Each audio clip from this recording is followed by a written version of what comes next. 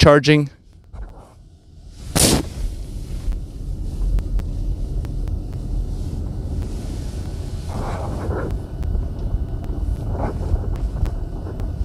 Let's pull in and find a spot.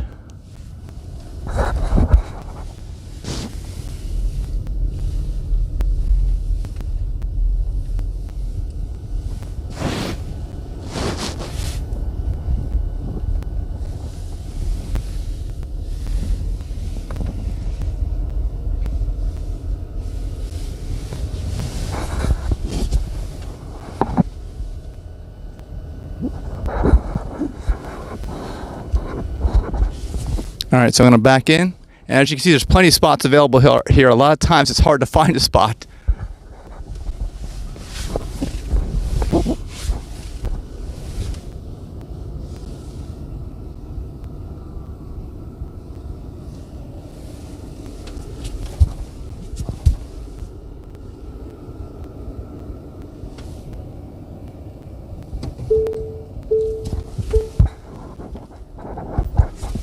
All right, we're here.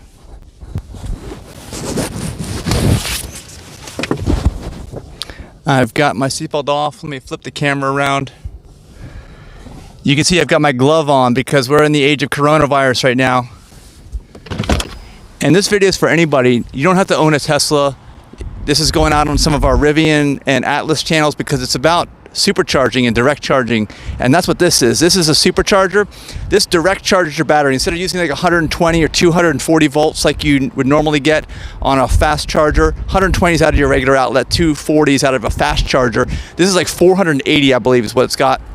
Correct me if I'm wrong in the comments, but I believe that's what the voltage of the Tesla batteries is at. So let's connect this thing. You can watch. I'll flip the camera back around.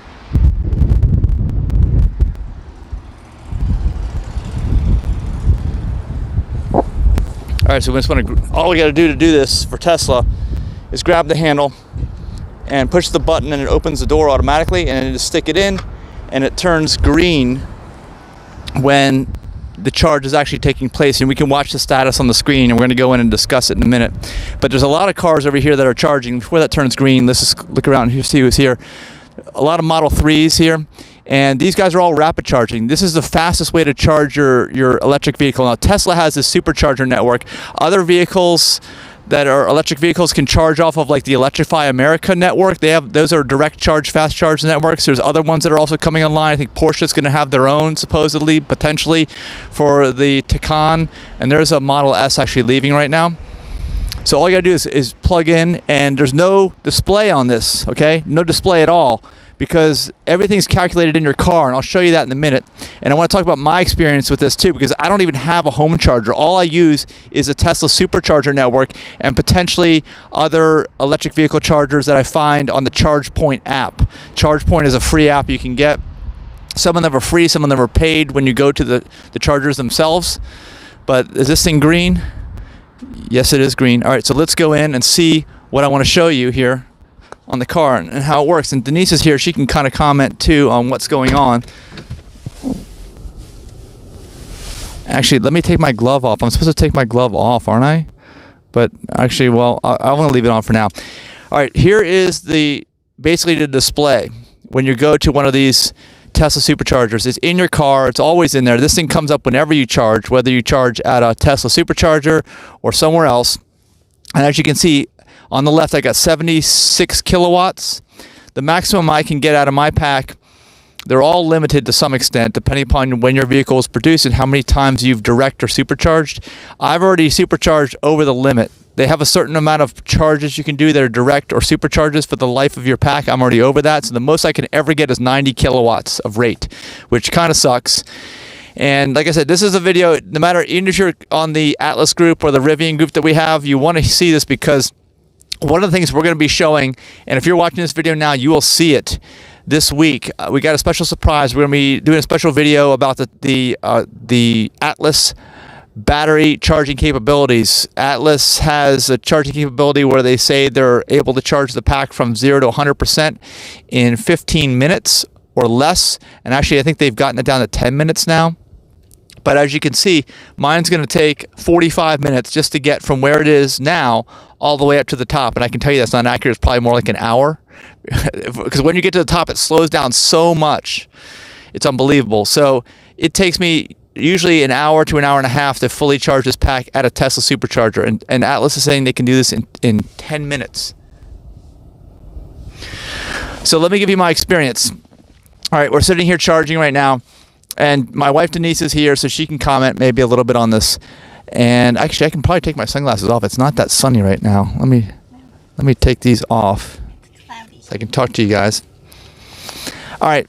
Well, I have supercharged this vehicle according to my ChargePoint app, and I keep track of everything that I do, 1,400 times, 1,400 times, which is amazing because a lot of people say that when you rapid charge a battery, it's going to significantly reduce the life of that battery pack. I've got, let me see, 125,467 miles on my car. So far, original battery pack, I've fast charged it 1,400 times. Is there anybody out there that's been anywhere close to that? Let me know, because I don't know of anybody, because I don't own a charger at a home location. And a lot of people think that they assume you have to do that. You have to have that, but like as Denise and I have shown, we don't have to do that, right? It's not required. The nearest electrical outlet is nowhere near where he parks his car, so we just supercharge. And I've probably been with him 700 of those 1,400 times he's charged. All right. Well, what do you think?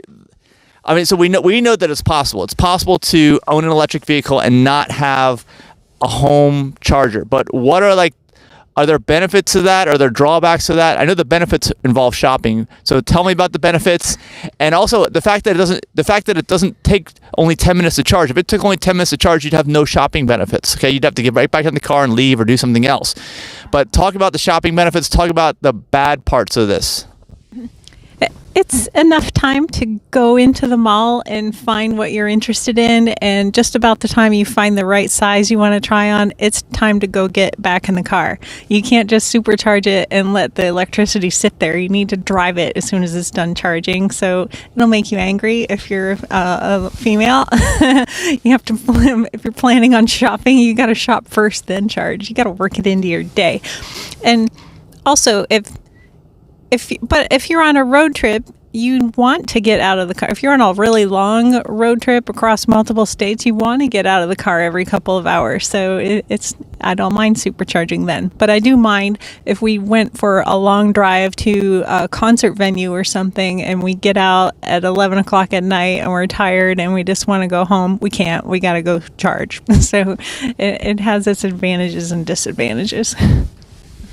Yeah, those are some good points, actually, because one thing you guys may not be aware of is that you should never really charge to 100%. I mean, I know Atlas says they can charge to 100% in 10 minutes, but if you ever do get up that high, and we do on road trips, like Denise was saying, you don't want to stay there for very long. You want to get in the car right away and drive that stuff off. I mean, if you're only charging to like 50% or 60%, which, wait, where are we now? Let's say if we're only charging to this level, okay, here, no problem. You can let it sit there, no problem. But if you're charging like all the way up to the top, 100% or 90%, you need to get in there for the life and health of your battery and start driving those miles off immediately. Because if you don't, it's going to affect the longevity of your battery. These things are not designed to stay charged or at charge states of below 20% or above 80% for any length of time. So another thing to think about is something I noticed this week, because we didn't really go anywhere because of the coronavirus, and you lose your battery capacity during the day every single day that you just sit around and do nothing. That's true with any battery pack, not just your electric vehicle battery pack, because I started off with like 180 miles this week, I think, when we parked, or maybe a little bit more, 185. And by the time we left this morning for the first drive we've done in all week, really, there's 120 miles of range left. So I lost 60-something miles in there just sitting around doing nothing. That doesn't happen with your ICE car. You put your gas in and it stays there, but if you were to park your vehicle for like a week or two, you might come back to it and there's no range at all left in there. So that would be really bad. And we've done that once when we were flying. I know one time we went out to see the Model Y unveiling last year with Tesla in California, and by the time I got back, It was at 0, right? Yeah, we're driving around Miami trying to get to the charger. It was like 0 miles left. Yeah, and actually, I was able to go for like 8 miles, and I got to the supercharger, didn't run out of electricity, which was amazing. So there's obviously like a reserve in there, but that was a year ago. This year, I was towing, and maybe it was because I was in tow mode. That's what people have speculated. Because I was in tow mode, that they don't have any extra in there. There's no reserve in there. So when I hit 0, boom, I was out. And if you saw, all this stuff is documented on our channel, adigitalnomad.net. It's adigitalnomad.net on YouTube. And the second it hit 0, it just stopped. It wouldn't go anywhere. And I had to get a push over to the supercharger, which was literally about 10 or 15 feet away. That was it. But it wouldn't go anywhere. When it's out, it's out. It's just like your gas car, right? Not going to go anywhere. So what else can I tell you about this? Well, for cost, okay. For cost, it doesn't cost me anything for this because I'm grandfathered in. I mean, you guys know Tesla has a reputation of producing expensive cars. Everyone says that you have to be rich to own an electric vehicle, and that's just not true, especially if you buy a used one. But prices keep coming down and down and down like computers. Computers used to cost $3,000 back in the late 80s, if you remember. Now they cost $300. Okay, there's just like, and they're way better too. There's a Model 3 right there. He's got a big crack in the windshield though. Do you see that? I see a big crack in the windshield. That one. Ouch. I've seen a number of cracks. I think because the Model 3 is lower to the ground, but he's not charging. He's just pulling in there and stopping. That's weird. Usually when you're shop first and then charge. Oh yeah, because otherwise, because it doesn't take that long. That's the negative part about fast charging, is that it's so fast that you got to get back to your vehicle. Now, I don't know what would happen with Atlas if we get there in 10 minutes, but I also don't know what happened with Atlas in terms of the longevity of these battery packs, because Elon Musk says the reason why they limit you to 90 kilowatts like I am, no matter what your vehicle is, because even if you can do, I think, like 250 kilowatts on the new Model 3s, I believe after a number of charges, they don't tell you how many, then they limit you again to a lower number. I believe it's 90 kilowatts. Let me know in the comments if I'm wrong about that, because I need to know on that one, and I don't know. But I'm already down to 57 kilowatts, because as you can see, we'll look at the display. As you get closer to full, it just drops your kilowatt rating there on the left. So your number of miles per hour of charge going into there lowers as you get up near the top. So it's like a bell curve. In the very beginning, down there, really below 20%, it won't charge at full rate. Once you get to about 20% of battery pack, it charges at the full rate, which will be 90 kilowatts. Then once you get to about half, and I'm already a little bit over half, it starts to taper off significantly, and that second half of the battery pack just takes forever to charge. So like on a long trip, what Denise and I have ended up doing recently, especially as Tesla has changed up their algorithm and things with the way they allow the charge rates to go on superchargers, because every time you get a software update, they do change these things. I've tried to stay near the bottom. I try to end up pulling into a supercharger around 20%, fill it up to about 50, 55%, and then keep going. So then, because that way you get the fastest charge, you get the most bang for your buck, and your trip is the shortest, supposedly. Here's somebody else. Let's see if they're gonna get into their car. Oh, he's got a mask on. Yeah, it's because of COVID-19. I wonder if he's got a glove on for his, like I do, for touching the supercharger. I don't know. We'll see. There's some weird supercharger behavior here with this coronavirus stuff. Let's see. Does he have a glove on his hand? He's got the mask. No glove.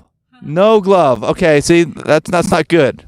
Anyway, where are we now? We're at Springfield Mall in Northern Virginia. This place is usually packed, especially on a weekend, because it's a Saturday right now.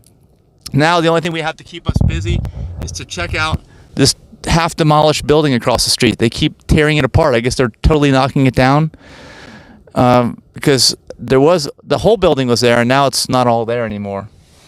And there goes the Model 3 driving away. Okay, what else can I tell you?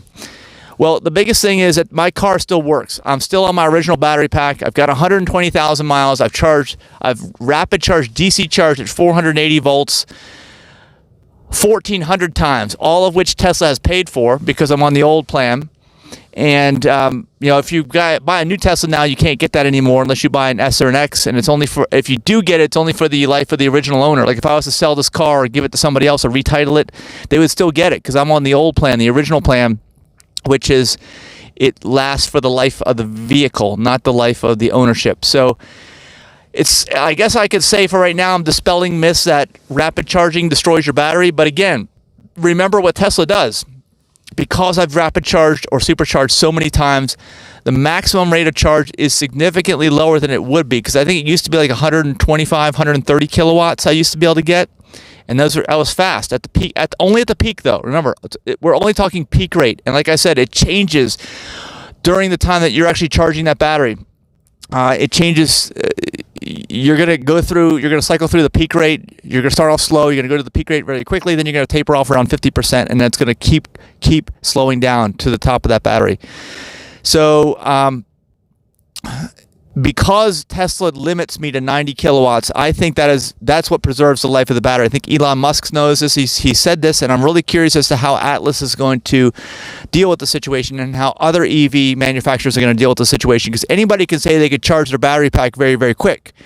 Now, on a thing like this where I've got a car that's used for mostly all personal use, or not shuttling people around, not hauling things around, I'm not doing long distance hauling, I'm not doing Uber driving, that kind of thing where it's in use constantly and needs quick rapid charges. I don't need that. It seems to be fine, limiting me to 90 kilowatts. So Tesla is more designed for that type of a user, at least at this point in time. But Atlas is definitely made it known to everyone that they are designed for the commercial user. And the commercial user is not even going to adopt EVs if they have to wait 30, 45 minutes to charge up their battery pack.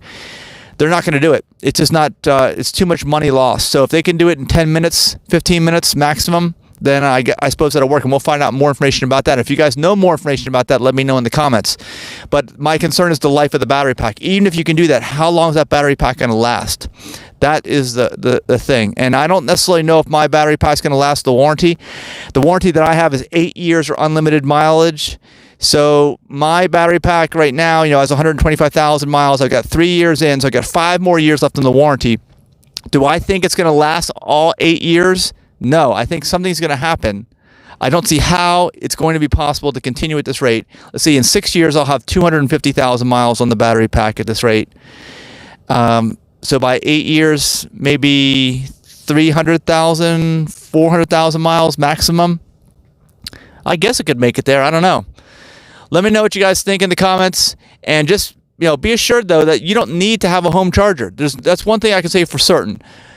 If there's a myth out there where you feel like I can't buy an electric car, live in a condo, live in a high rise, live somewhere that is off grid, it doesn't make any difference. You just need to plan. You can't let your car sit there for 2 weeks in a row and not drive it. You're gonna run out of electricity, and aside from that, if you guys didn't know, let me flip this thing around. With this GPS, Tesla, any trip you make, Tesla is going to totally figure out the charging for you. You don't have to think about it. The only reason you have to think about it, like I do, is if you don't want to end up with like 10% battery when you get to your destination, or you want to keep in the maximum fast range of charging the whole time that you are charging, so you're not wasting your time. Here comes another Model 3. We'll see this one plug in. You can see what the procedure is, how they do this. And I think Tesla cars most of them can park themselves. Like I just did it on my own, but I think I could probably hit a button here and it would park itself. But basically all you do is you pull your car in, you get out, you get that on a Tesla system, it'll connect to your Tesla. There's no display on the electric thing. You just plug it right in your car and it does everything. If it's charging you, I mean, if it's going to cost you money for this, it'll tell you in your car. It'll bill it to your Tesla account. You don't have to do anything. It's all totally automatic. That's one thing a lot of people still don't understand about Tesla cars. Unlike other EVs, these are always connected to the internet. Every single car that they have, everything is known. There's no unknowns here. The only unknown is when's your car going to break down, like it always is. But even Tesla will tell you that ahead of time. They tell me before my 12-volt battery needs to go bad and needs to be replaced. And the thing you got to remember that all Teslas have 12-volt batteries. They have batteries that to power these systems that you see here that are displayed. They're all powered by 12-volt batteries in your other cars. And any other vehicle you've driven is the same type of technology. It's just that there's more displays on your Tesla.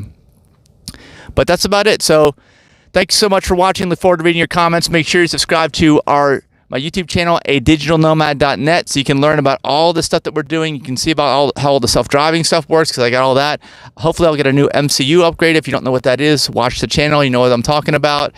And comment below with what you guys want to see and what you think these longevity of these batteries is going to be, these battery packs. So I'm still going strong at 125,000 miles. So I will see you soon. Bye.